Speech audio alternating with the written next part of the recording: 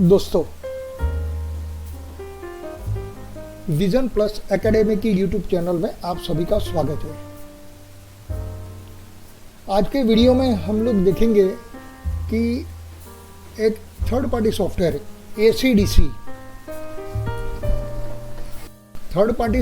ACDC एक photographer को कैसे उपयोगी होता है, वो हम आज देखेंगे। इसके 5 बड़े फायदे आज मैं आपको बताऊंगा जो हम लोग इस्तेमाल कर सकते हैं। वो सबसे बड़ा है और काफ़ी कुछ टाइम सेविंग है हमारे लिए, बराबर। तो सबसे पहला मैं आपको फ़ायदा बताऊं उसका, तो वो है रीसाइज इमेजेस। मतलब मेरे पास 100, 150, 200 फोटो पड़े हैं और उसको मुझे रीसाइज करना है, मतलब कुछ साइज़ देनी है, फिक्स साइज़।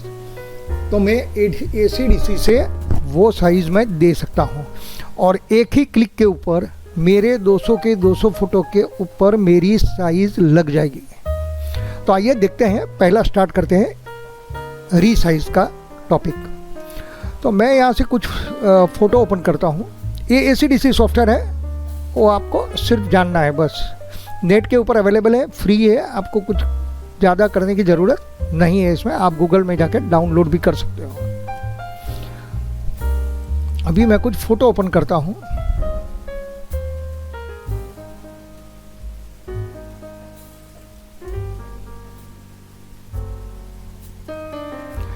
ये रीसाइज वाली इमेजेस है मेरे पास, मुझे इनको रीसाइज करना है। ये अनइवन साइज़ है। इतना ध्यान रहे, हमें रीसाइज का एज अ फोटोग्राफर हमें पता है कि किसी का रिजोल्यूशन चेंज है तो हम लोग वो रिजोल्यूशन में उसको एक ही साइड में अप्लाई करता है, दूसरा ऑटोमेटिकली प्रपोर्शन में उसका सेट हो जाता है। मतलब 1000 बाई 2000 पिक्सल का मेरा फोटो है और मैं उसको 500 करूँगा तो 1000 बाई 2000 है तो 500 बाई 1000 हो जाएगा। लेकिन किसी का 1000 बाई 2500 है तो प्रपोर्शन में उसका चेंज होएगा। इसके लिए है तो मैं आपको पहले बताने जा रहा हूँ। पहले हम लोग ये सब इमेज को सिलेक्ट कर लेंगे और राइट क्लिक पे जाएंगे और यहाँ रीसाइज के बैच के अंदर रीसाइज ऑप्शन दिया हुआ है, वो कर सकते हैं। या तो दूसरा राइट क्लिक करो और यहाँ बैच और यहाँ रीसाइज, दोनों ऑप्शन आपके पास है। यहाँ साइज इन पिक्सल, अभी मेरी पिक्सल की, मेरे फोटो की कौन सी साइज़ है वो मैं आपको दिखाता हूँ। ये रीसाइज इमेजेस है। अभी ये मेरी मैंने और दिया है 4000 है, फिर ये है 3000, ये है 1600। अभी मुझे इसको सबको कम से कम 1000 पिक्सल के अंदर एडजस्ट होना है। सब वर्टिकल है तो मैं वर्टिकली विड्थ उसकी है वो 1000 पिक्सल रखूँगा और प्रपोर्शन में जो भी है वो मैं सेट ऑटोमेटिकली कर दूँगा, बराबर है। यहाँ हम लोग 1000 बाई 1500 रखेंगे। तो प्रिजर्व यहाँ पे टिक रखना है, प्रिजर्व ओरिजिनल एस्पेक्ट रेशियो। इसका मतलब हुआ कि हमारा एक ही साइड से 1000 पकड़ेगा, प्रोपोर्शनली जो भी आएगा वो चेंज करेगा। और मैं स्टार्ट करता हूँ तो यहाँ देख लीजिए,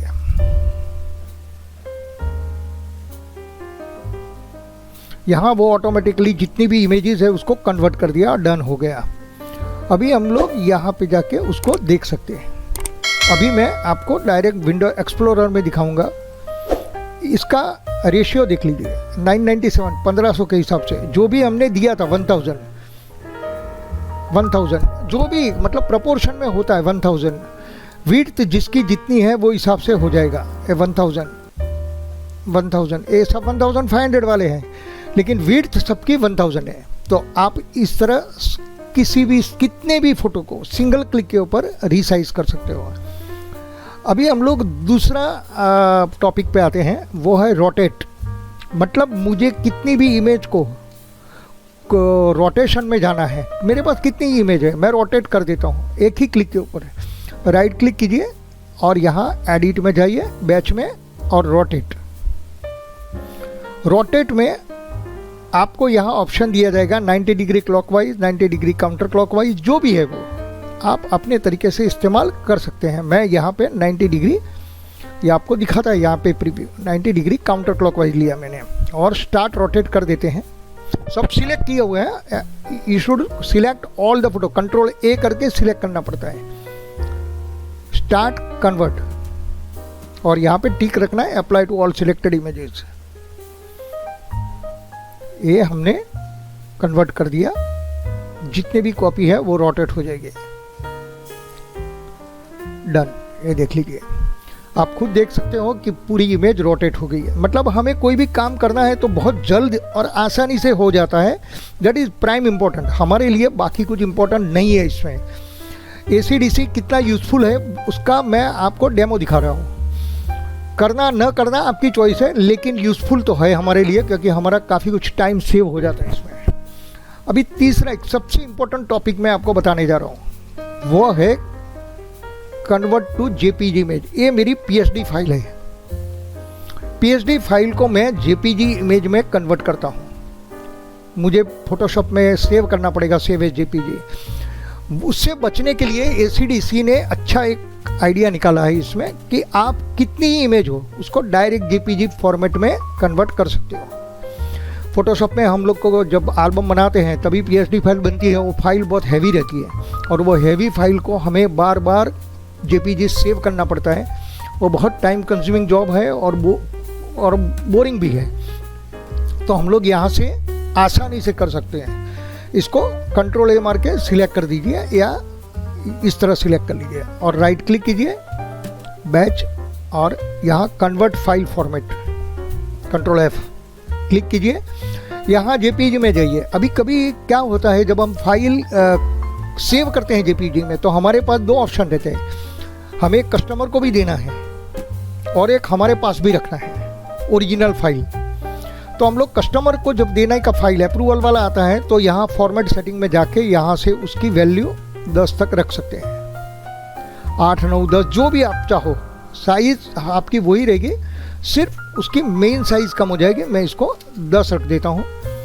बाकी कुछ सेटिंग नहीं करना है आपको, जो है वो डिफ़ॉल्ट में वही रखना है और ओके करना है। तो ये मैंने पहले मेरा फॉर्मेट सेटिंग चेंज किया। मतलब एक कस्टमर के लिए मैं बना रहा हूँ, हमारे कन्वर्शन के लिए आपको 100% रखना है। बस दोनों में उतना ही फ़र्क है। तो ये जो 10% मैंने रखा वो कस्टमर के लिए है और 100% रख के आप एक्सपोर्ट मारोगे वो होएगा हमारे खुद के लिए JPG फाइल। इसको मैं ओके करता हूँ, नेक्स्ट कर दो।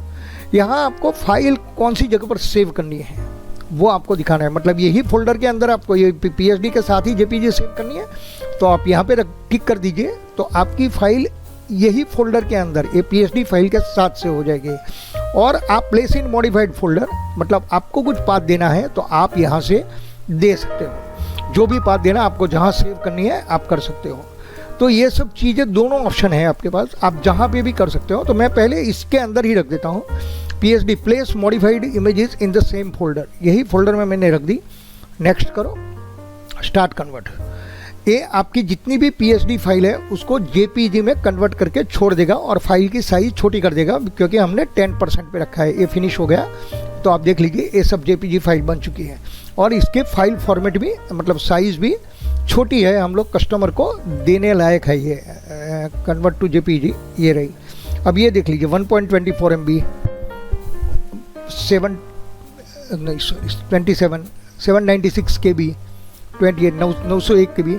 और आप इसका रेशियो देखोगे, मतलब प्रॉपर्टी में जाके, तो आपको पूरी साइज़ दिखाएगी वो। ये देखो 7200 बाई 2400। ये पूरी ओरिजिनल साइज़ भी यही है, 200 DPI में है इसके लिए। तो आपको साइज़ का डायमेंशन वही रहेगा, सिर्फ आपका DPI चेंज कर दिया 96 पे। इसके लिए इमेज की साइज़ छोटी हो गई है। तो हम लोग इससे हमारा काफ़ी कुछ टाइम सेव कर सकते हैं। कस्टमर को देने के लिए भी हम लोग यहाँ से छोटी साइज़ कन्वर्ट कर सकते हैं। अभी आगे बढ़ते हैं चौथे टॉपिक के ऊपर, करेक्शन।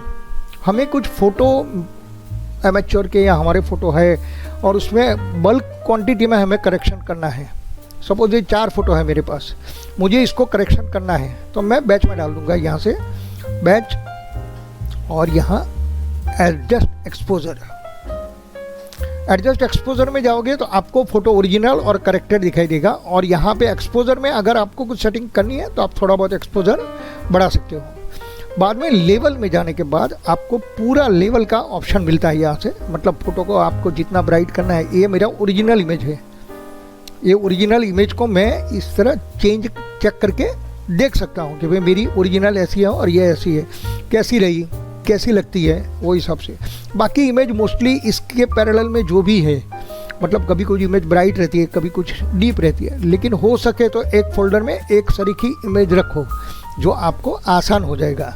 मैंने यहाँ थोड़ा अलग अलग रखा है तो वेरिएशन थोड़ा आएगा। और फिल्टर ऑल इमेजेस, यहाँ पे मैं लेवल का जितना यूज़ किया और एक्सपोजर का जितना यूज़ किया, आप टोन का भी यहाँ से भी कर्व कर सकते हो, कर्व का इस्तेमाल भी आप कर सकते हो।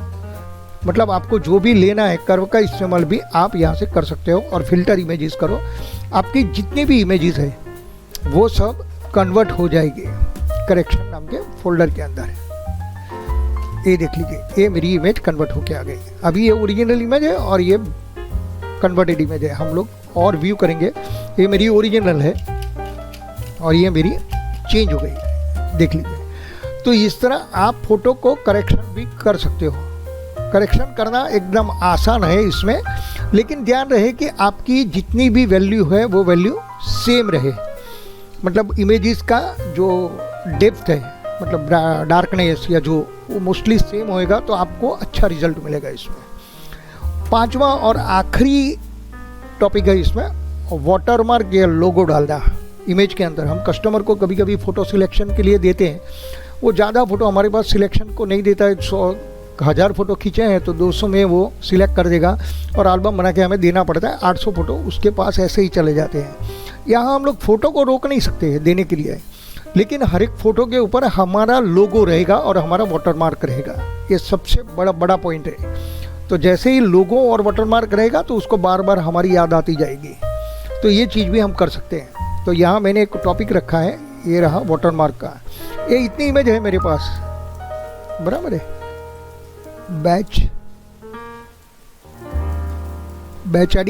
बैच एडिट के अंदर आपको ये सब चीज़ें मिलेगी। सबसे लास्ट 13 नंबर का है, उसको सिलेक्ट करेंगे पहले, वाटरमार्क। वाटरमार्क में क्या होता है, हमारा लोगो हम लोग यहाँ से डाल सकते हैं और उसको जो जगह पर आप चाहो वो रख सकते हो, बराबर है। तो यहाँ ब्राउज़ करके इमेज का ऑप्शन लेने का, ब्राउज़ करने का, और हमारा लोगो जहाँ पे भी है हम लोग ले लेंगे उसको। ये देखो मेरा लोगो आ गया। लोगो को मुझे जहाँ सेट करना है, जिस तरह सेट करना है मैं करूँगा। यहाँ पे जो भी करना है वो हम कर सकते हैं लोगो को। और दूसरा पोजीशन एंड ब्लेंडिंग, मतलब उसको कहाँ पे रखना है वो मैंने आपको बता दिया। हॉरिजॉन्टली और वर्टिकली आप जो एंगल पे रखना चाहो वो रख सकते हो। ब्लेंडिंग मोड भी आप अपने तरीके से रख सकते हो। तो ये हुआ हमारा लोगो डालने का। अभी ये इसका पोजीशन करने का था ये, और इमेज लोड करने का, बराबर है। बिफोर वाटरमार्क ऐसी दिखेगी और वाटरमार्क के साथ ऐसी दिखेगी। अभी हमें उसमें कोई टेक्स्ट भी लाना है, तो यहाँ वहाँ हम लोग टेक्स्ट के अंदर क्लिक करेंगे और जैसे इसको क्लिक करेंगे यहाँ से आप टेक्स्ट लिख सकते हो, सिंपल टेक्स्ट। मैं यहाँ लिखता हूँ विजन प्लस एकेडमी। मैंने विजन प्लस एकेडमी लिखा। इसको हम लोग जैसे फॉन्ट बदलना है तो यहाँ से फॉन्ट बदल सकते हैं, पतला झाड़ा जो भी करना है वो कर सकते हैं। यहाँ से टेक्स्ट का लेफ्ट राइट का अलाइनमेंट है वो कर सकते हैं। फॉन्ट की साइज़ यहाँ से सेट कर सकते हैं और फॉन्ट की ओपेसिटी हम लोग सेट करते हैं। सपोज़ मैंने इसमें 60% ओपेसिटी ली, ये 60% है। ये मेरा सेटिंग हो गया दोनों का, टेक्स्ट का और लोगो का। और नेक्स्ट करता हूँ मैं। हमें यहाँ सेम एज सोर्स फोल्डर, मतलब हमें अगर सेम फोल्डर में डालना है तो इसको टिक रखना है। और अगर उसके अंदर हमें कुछ जगह दिखानी है तो हम लोग यहाँ से दिखा सकते हैं। या तो आप स्पेसिफाई फोल्डर करो, यहाँ से हम लोग उसका पाथ दे सकते हैं। मतलब ये आ गया यहाँ पे,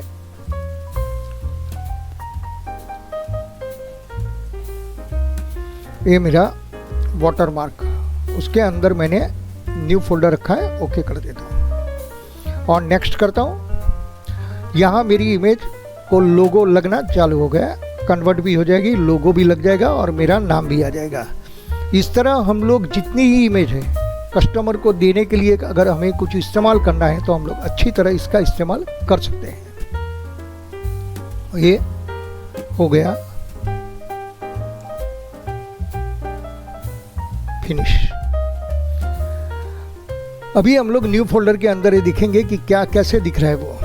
ये देखो नीचे विजन प्लस एकेडमी और लोगो, विजन प्लस एकेडमी और लोगो, ये देख लीजिए। हर एक फोटो के अंदर वो आएगा, तो कस्टम हम लोग इसको पाथ जहाँ पे भी सेंटर में रखना है तो भी रख सकते हैं, जिससे कस्टमर क्रॉप ना मार के निकाल दे।